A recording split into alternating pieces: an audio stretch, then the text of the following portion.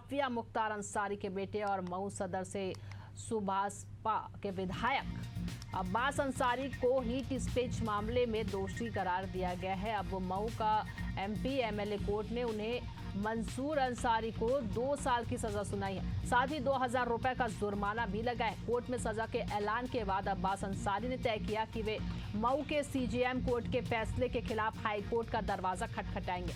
मुख्तार अंसारी के बेटे और मऊ से सदर विधायक अब्बास अंसारी का आरोप है कि उनके पक्ष को पूरी तरह सुना नहीं गया, इसलिए वह शिकायत लेकर हाई कोर्ट जाएंगे।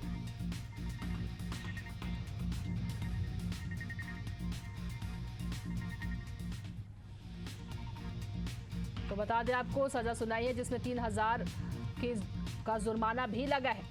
और वहीं अब्बास अंसारी को कोर्ट से यह झटका मिला है। भड़काऊ भाषण में दोषी करार पाए गए हैं अब्बास अंसारी।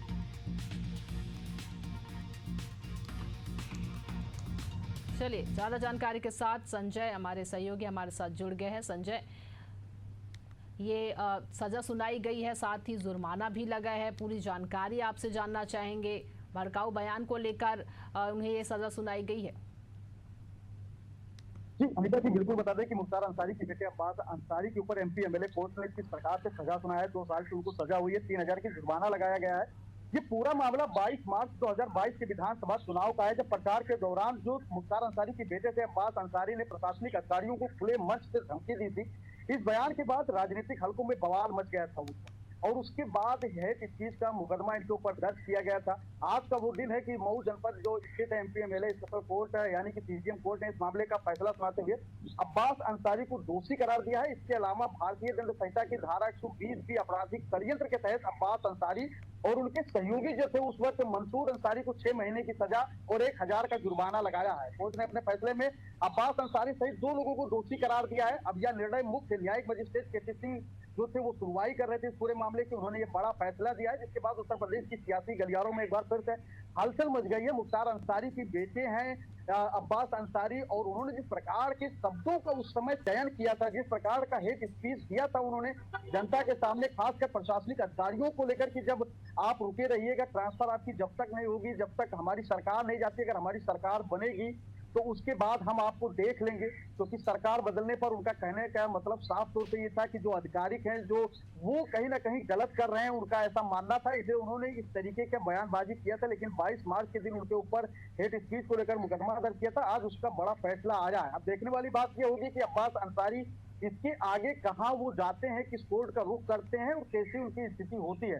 हालांकि कहीं ना कहीं जो एमपी एमएलए कोर्ट ने ये जो बड़ा फैसला सुनाया है उससे कहीं ना कहीं आम जनमानस में एक राहत की सांस ली है कि आप कोई भी हो, किसी भी पद पे हो, क्या करते हैं, किस तरीके से हैं, लेकिन कोर्ट और कानून सबके लिए बराबर है। भारतीय संविधान ने आज उसी का एक बड़ा उदाहरण यहाँ पे पेश हुआ है कि अब्बास अंसारी जैसे वर्चस्व वाले जो विधायक रहे, उनके पिता मुख्तार अंसारी उत्तर प्रदेश में उनका एक अपना अलग पूरा एक वर्चस्व रहा है और उनके बेटे को इस तरीके से फिर से सजा सुनाई गई है और वो अब जेल जाएंगे, सलाखों के पीछे होंगे।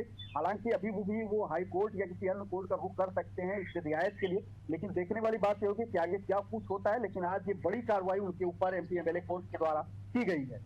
जी बिल्कुल। संजय, ये भी जानना चाहेंगे कि अब कोर्ट ने तो ये फैसला सुना दिया है, लेकिन अब जो अब्बास अंसारी है वो हाई कोर्ट का दरवाजा खटखटाएंगे, तो हाई कोर्ट के अगर के पास जाते तो क्या कुछ उनके पास विकल्प रह जाता है?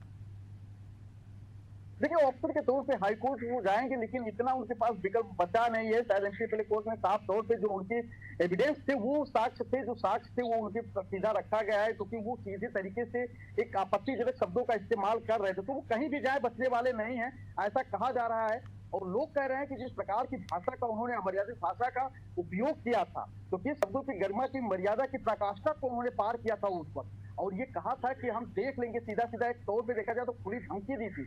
और उसका विजुअल्स और सारी चीजें जो उनका बयान था वो साक्ष्य के तौर पर अभी भी रखे हो, तो उनको हमें नहीं लगता है कि बहुत ज्यादा उनको राहत मिलने वाली हो, चाहे हाई कोर्ट का रुख करे या फिर सुप्रीम कोर्ट का।